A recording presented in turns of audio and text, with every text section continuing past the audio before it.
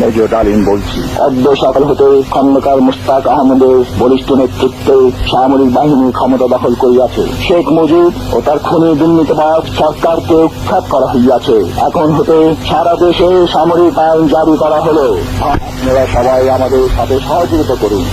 আপনারা নিশ্চিন্ত থাকুন, কোনো অসুবিধা আপনাদের হইবে না। বাংলাদেশ জিন্দাবাদ। 1975-এর 15ই আগস্ট ইথারে ভাইসা আসা এই বজ্র নির্ঘোষ শুনছিল দেশবাসী। প্রবল প্রতাপশালী শেখ মুজিবের শাসনের অবসান হয়েছে, সারা দেশে কারফিউ জারি হয়েছে। কিন্তু কি অবাক ব্যাপার, কারফিউ ভেঙে দলে দলে উৎফুল্ল জনতা নেমে আসছে রাস্তায়। চারিদিকে মুক্তির আনন্দ, এক বর্বর স্বৈরাচারের পতন হয়েছে। তারপর সন্ধ্যাবেলা খন্দকার মোস্তাকের পাশে কোমরে রিভলভার গুজে যেই অফিসার শপথ নেওয়াতে যাচ্ছেন তিনি ছিলেন মেজর ডালিম। মেজর ডালিম রাতারাতি হয়ে উঠছিলেন নায়ক, সাহসের প্রতিমূর্তি। তারপরে 75-এর সব বীরকে পাঠানো হলো নির্বাসনে। সে আর এক আলাপ আর একদিন করব। এরপর তিনি শুধু নামই ছিলেন ইতিহাসে। ওনার সাথে আমার প্রথম যোগাযোগ হয় 2019-এ প্যারিসে আসার পরে। ওনার সাথে চ্যাটিং হতো। ওনার একটা ফেবু আইডি ছিল ফ্যালকন আইজ নামে। নানা বিষয় আলাপ হইতো, ব্যাপক পড়াশোনায় ভদ্রলোকের। আমার সাথে ফোনে বা ভিডিওতে কখনো কথা হয়নি, তবে আমার ঘনিষ্ঠ সার্কেলের অনেকের সাথেই নিয়মিত কথা হইতো। আমি কথা বলতে চাইছিলাম, উত্তরে বলছিলেন বলবো সময় হইলেই। আমার স্বাধীনতা উত্তর বাংলাদেশ বইটা প্রকাশিত হইলে পড়তে চাইছিলেন, আমি পাঠাইছিলাম সুইডেনে ওনার এক শিষ্যের কাছে। উনি বই পাইয়া বই হাতে ছবি পাঠাইছিলেন, এটা নিশ্চিত করতে যে ওনার কাছে পৌঁছাইছে। আমি আমার সার্কেলে ওনারে বড় ভাই বলে ডাকতাম। জিজ্ঞেস করতাম, বড় ভাই কেমন আছেন, কি বলেন। কোনো রাজনৈতিক পরিস্থিতিতে জানতে চাইতাম বড় ভাইয়ের রিডিং কি। একটা সময় খেয়াল করলাম উনি ভুলে যাইতেছেন জিনিসপত্র, ডাক্তারি ভাষায় যাকে বলে কগনিটিভ ডিজিজ। তখন থেকে ওনাকে বলতে শুরু করলাম বুড়া। তো জিগাইতাম বুড়াটার খবর কি। যাই হোক, উনি নাকি বলছেন যে ওনার বয়স 75 বছর, আসলে ওনার বয়স 78 বছর। ওনার জন্ম 1946 সালে উইকিপিডিয়ার তথ্য অনুসারে। 64 সালে বিমান বাহিনীতে যোগ দেন ঠিক 18 বছর বয়সে। বুড়া বয়সে 3 বছর কম হয়ে বলছে আর কি, আমার অনুমান ভুলে বলছে। এপিসোডের স্ক্রিপ্ট লিখতে লিখতে ওনার ছবিটা খুঁজতেছিলাম, যে ছবিটা দেখাইলাম আমার বই হাতে, ছবিটা পাইতেছিলাম না। তো সুইডেনের বাইরে ফোন দিলাম, তো উনিও খুঁজতেছেন। এর মধ্যে বুড়া ফোন দিছে ওই সুইডেনের বাইরে।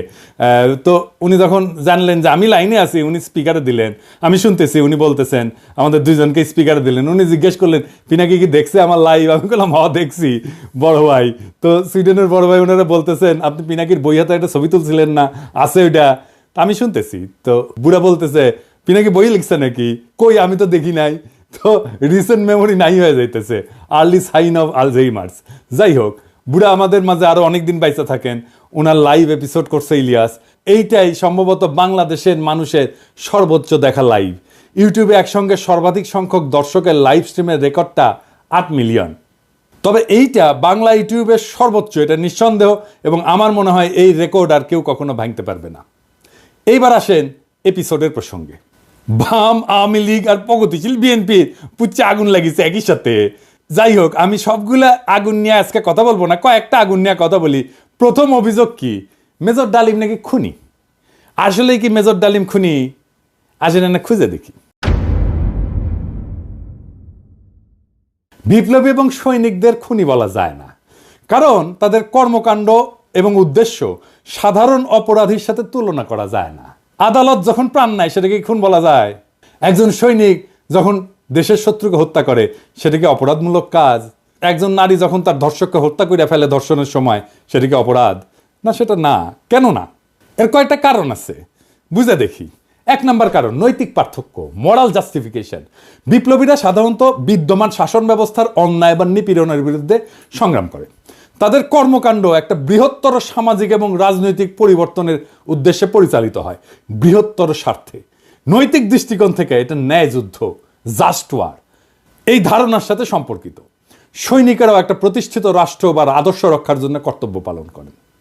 2 নাম্বার, উদ্দেশ্যের মাহাত্ম্য, এটাকে ইংরেজিতে বলে এন্ডস ভার্সেস মিনস। বিপ্লবী বা সৈনিকদের কর্মকাণ্ডের উদ্দেশ্য ব্যক্তিগত স্বার্থ না, বরং এটা বৃহত্তর সমাজ জাতির জন্য। দার্শনিক ইমানুয়েল কান্ট বা জন স্টুয়ার্ট মিলের মতবাদে উদ্দেশ্যের গুরুত্ব এবং প্রভাব নিয়ে আলোচনা আছে।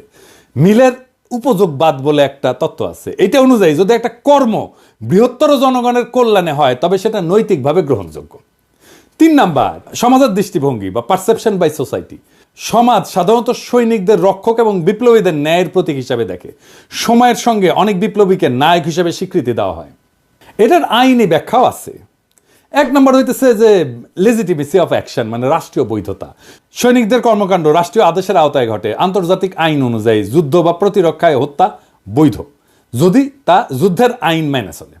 2 নম্বর হচ্ছে রাজনৈতিক লড়াই বনাম অপরাধ, পলিটিক্যাল স্ট্রাগল ভার্সেস ক্রাইম। বিপ্লবীরা সবসময় বিদ্যমান আইন ভঙ্গ করে। বিপ্লব বা অভ্যুত্থান বিদ্যমান আইনের উপরে। সেই জন্যে বিপ্লবীদের কর্মকাণ্ডকে অপরাধ হিসেবে বিবেচনা করা যায় না, কারণ আইন এটা সংজ্ঞায়িত করে বা ডিফাইন করে অপরাধ, আর বিপ্লব এটার উপরে। তা উপরে থেকে এই অপরাধের ডেফিনেশন তো বিপ্লব গ্রহণ করবে না। জুলাই বিপ্লবে পুলিশ নিহত হয়েছিল, মারা গেছিল, মারে ফেলা হয়েছিল, এটা অপরাধমূলক কাজ না, এটা বিপ্লবী সহিংসতা। এই জন্যই এই হত্যার বিচার করা যাবে না, কারণ বিপ্লব অভ্যুত্থান আদালত বা আইনের চাইতে বড়। যদি পুলিশ হত্যার বিচার হয় তাহলে ধরে নেবেন বিপ্লব পরাজিত। 15ই আগস্টের বিপ্লব পরাজিত হয়েছিল জন্যই আগস্ট বিপ্লবের নায়কদের বিচার এবং ফাঁসি হয়েছিল। 3 নম্বর হইতেছে যে ইচ্ছাকৃত হত্যা বনাম কর্তব্য, ইন্টেনশনাল কিলিং ভার্সেস ডিউটি। সাধারণ অপরাধী ব্যক্তিগত স্বার্থে হত্যা করে, অন্যদিকে সৈনিকেরা যুদ্ধক্ষেত্রে এবং বিপ্লবীরা সামাজিক রাজনৈতিক কাঠামো এবং বিদ্যমান ব্যবস্থা বদলের উদ্দেশ্যে কাজ করে এবং এর ক্ষেত্রে বিপ্লবী সহিংসতা হয়। এইটা তাদের কাজকে ইচ্ছাকৃত হত্যাকাণ্ড থেকে আলাদা করে। সেই জন্যই তাদের কাজগুলোকে ইচ্ছাকৃত হত্যাকাণ্ড থেকে আলাদা হয়ে যায়। শেখ মুজিবকে কেউ খুন করেনি, সে অভ্যুত্থানে নিহত। তার পরিবারের সদস্যদের কেউ খুন করেনি, তারাও অভ্যুত্থানে নিহত। দ্বিতীয় অভিযোগ হচ্ছে মেজর ডালিম শিশু হত্যা করেছে। আবার ইন্টারেস্টিংলি কৌতুকপ্রদভাবে এটা আইসিছে বামেদের কাছ থেকে। হ্যাঁ, মেজর ডালিম কি শিশু হত্যা করেছে? মেজর ডালিম 32 নাম্বার আক্রমণ করে নাই, তারে দায়িত্ব দিতে চাইছিল, সে নেয় নাই। কারণ মুজিব পরিবারের সাথে তার একটা ব্যক্তিগত পারিবারিক সম্পর্ক ছিল। সে গেছিল মুজিবের ভগ্নিপতি আব্দুর রব শেরনিয়াবাতের বাসায়।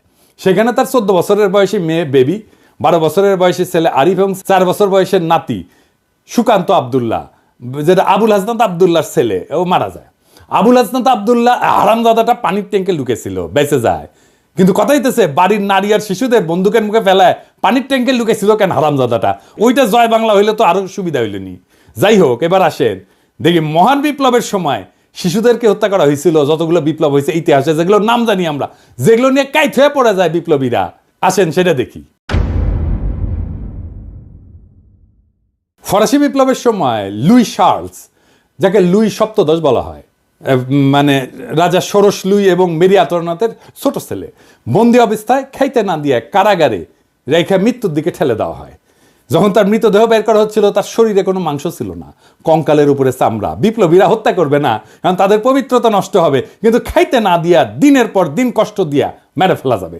তো ফরাসি বিপ্লব নিয়ে আধিখ্যাত তো করে সবাই। আবার রুশ বিপ্লব নিয়ে তো বামেরা কাইট হয়ে পড়ে যায় না? যে বামেরা কবে তাদেরকে কইবেন এটা, যে রাশিয়ার জার দ্বিতীয় নিকোলাস এবং তার পরিবারের সদস্যদের বন্দি করে কমিউনিস্টরা। জার কিন্তু তখন ক্ষমতায় না, জারের ক্ষমতা অনেক আগেই চলে গেছে। কমিউনিস্টরা কিন্তু জারের কাছ থেকে ক্ষমতা নেয়নি। কমিউনিস্টরা কেরেনস্কি সরকারকে উৎখাত করে ক্ষমতা নিয়েছে, মানে লেনিন।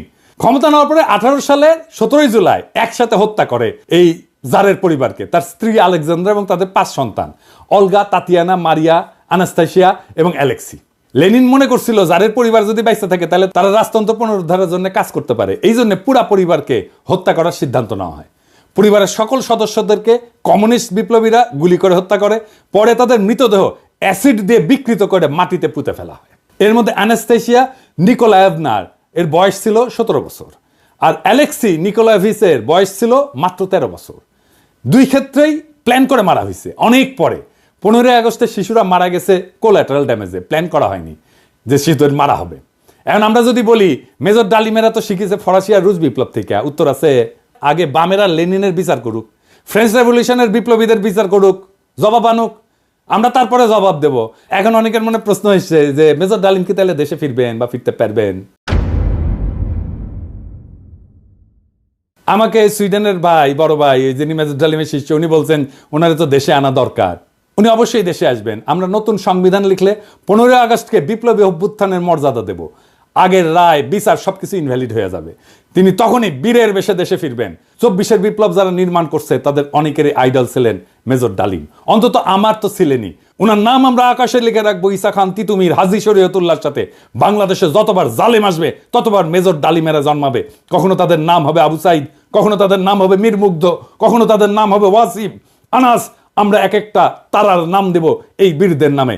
24-এর বিপ্লব একটা প্রকৃত বিপ্লব হয়ে উঠবে যদি আমরা নতুন সংবিধান লিখে মেজর ডালিমকে দেশে ফিরে আনতে পারি। সেই দিন হবে বিপ্লবের প্রকৃত বিজয়। ইনকিলাব জিন্দাবাদ।